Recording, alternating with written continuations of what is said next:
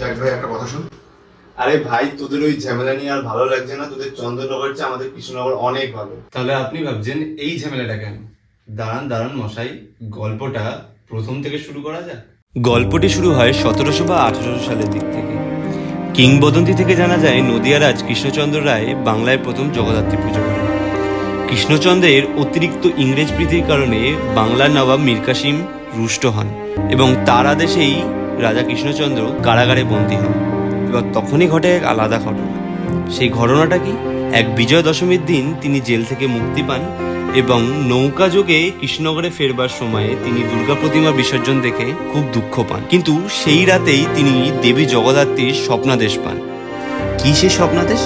যে সামনের কার্তিক মাসের শুক্লপক্ষে দেবীর পুজো করার জন্য রাজা কৃষ্ণচন্দ্রের সময়কালে পূজার প্রচলন বেড়েছিল এবং তিনি দেবী জগদ্ধাত্রীকে কৃষ্ণনগরের অধিষ্ঠাত্রী দেবী হিসাবে গণ্য করতেন। দিনটা ছিল 9 নভেম্বর 2024। দুর্গাপুজোর অষ্টমীর জামা পরে বেরিয়ে পড়লাম কৃষ্ণনগরের শ্রেষ্ঠ উৎসব জগদ্ধাত্রী পুজো দেখার জন্য। কিন্তু বাইরে বেরিয়েই দূর থেকে একটা কথা শুনতে পেলাম। এক ফুচকাওয়ালা তার বউকে বলছে, আমাকে যে বলেছিলাম শাড়িটা জগদ্ধাত্রী পুজোর দিন ভাঙতে, তুমি আজকেই ভেঙে ফেললে। আর তারপর আমি নিজেকে দেখলাম। আর কৃষ্ণনগরবাসীদের দেখে মনে হচ্ছে তারা যেন এই একটি পুজোর জন্য তাদের নিজেদের পছন্দের জামা আলমারিতে তুলে রেখেছিল।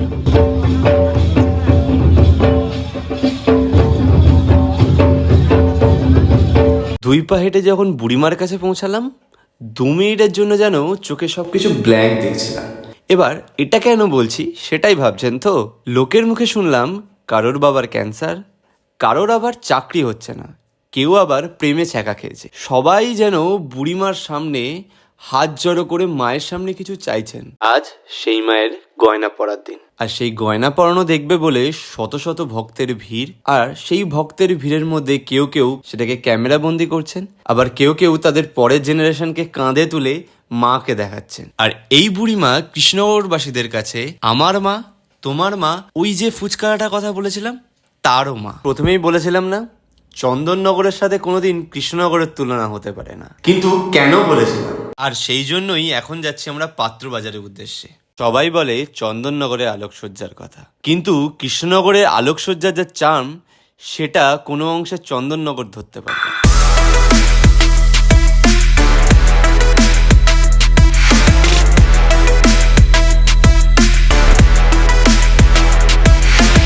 এই পুজোর সবচেয়ে বড় বৈশিষ্ট্য কি জানেন?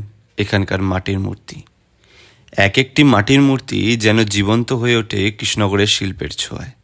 গোটা বাংলা থেকে মানুষ আসে এই মূর্তি দেখতে। আমাদের গর্বের কৃষ্ণনগর মাটি আর শিল্পীদের ছোঁয়ায় যেন জগদ্ধাত্রী তার নতুন রূপ পায়।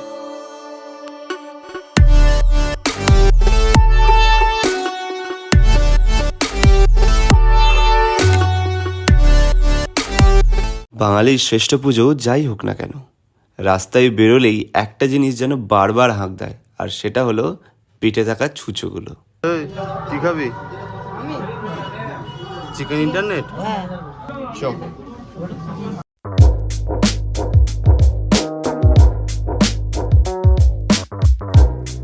কিন্তু অবশেষে এলাম ঘূর্ণি আদিবার বাড়িতে। এইখানকার অ্যাম্বিয়েন্স যেন মনে দাগ কেটে দিল। প্রতি বছর মাটির পুতুলের প্যান্ডেল থেকে একদম সরে এসে এই রকম প্যান্ডেল জাস্ট ভাবা যায় না।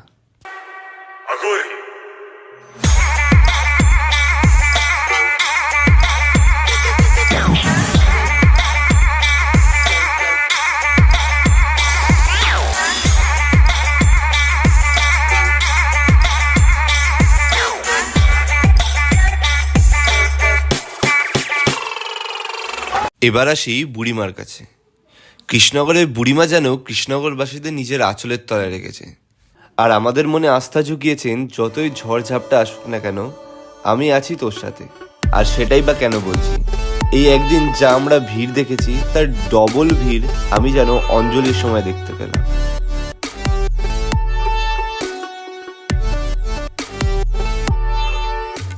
কৃষ্ণনগর শহরে আমাদের রাজবাড়ি রাজা কৃষ্ণচন্দ্র রায় তার বাড়িতে প্রথম জগদ্ধাত্রী পুজো শুরু করে।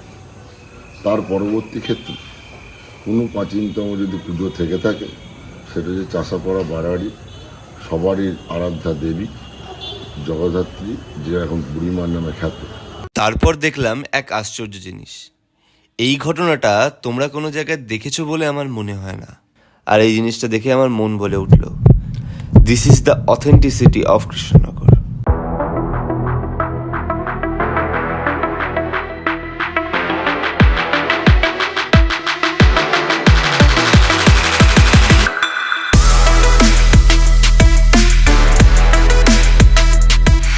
ধুনো পুরানোটা অ্যাকচুয়ালি কেউ মানত করে যে মা আমি আমার এই অসুবিধার মধ্যে আমি ছিলাম, তার জন্য আমি তোমার কাছে ধুনোটা পোড়াতে চাই। তো সেই হিসাবে ধুনোটা পোড়ানোর আবির্ভাবটা হয়, যে সে তার মানত যেটা করে যে আমি ভিজে কাপড়ে এসে আমাকে ধুনোটা আমি পুড়িয়ে তোমার কাছে আমার মানে কার্যসিদ্ধিটা হবে, সেইটা আমি চাই আর কি। সেই হিসাবে ধুনো পুরানোটা ও একজন শুরু করে, তারপর থেকে সেটা একটা প্রচলিত প্রথা হিসাবে চালু হতে থাকে। কিন্তু রাত পোহাতেই যেন যা ভিড় ছিল তার দুগুণ হয়ে গেল। আর যেসব মানুষ সারা বছর ঘন্টার পর ঘন্টা বাসে ধাক্কা খেয়ে অফিসে যেত, আর সেসব মানুষ এখন তার বউ সন্তানকে নিয়ে বেরিয়ে পড়েছেন কৃষ্ণনগরের শ্রেষ্ঠ উৎসব জগদ্ধাত্রী পুজো দেখার জন্য। দূরে দেখা যাচ্ছে কেউ আবার বায়না করছে বেলুন কিনবে বলে, আর এইসবের মাঝে যেন নিজেকে হারিয়ে ফেললাম। হঠাৎ এক বাঁশির শব্দে যেন ঘড়ির দিকে তাকিয়ে দেখলাম 12টা বেজে গেছে, মানে সব শেষ। আবারও একটা বছরের অপেক্ষা। কিন্তু এখনো তো সবকিছু শেষ হয়নি। এখানে ঘট বিসর্জন যেন অন্য জায়গার ঠাকুর বিসর্জনকে হার মানিয়ে দেবে।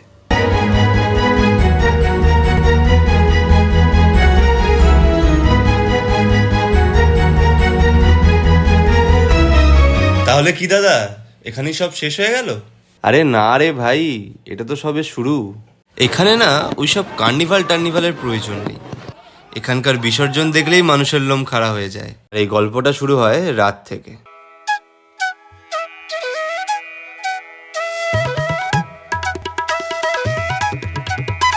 জগতী পুজোতে কৃষ্ণনগরে ভাসান কভার করা দারুণভাবে এক্সপিরিয়েন্স করেছি। এবার ফার্স্ট টাইম আমার যাওয়া, কোনোদিন আগে কোনোবার যাইনি কৃষ্ণনগরে, আমার লাইফে ফার্স্ট টাইম। প্রচণ্ড ক্রাউড, দারুণভাবে হোল নাইট ভাসান কভার করা। টায়ার্ড হয়েছি ঠিকই, বাট দারুণ মজা হয়েছে। कुर्सी की पेटी बांध लो भाई साहब, मौसम अब बिगड़ने वाला है।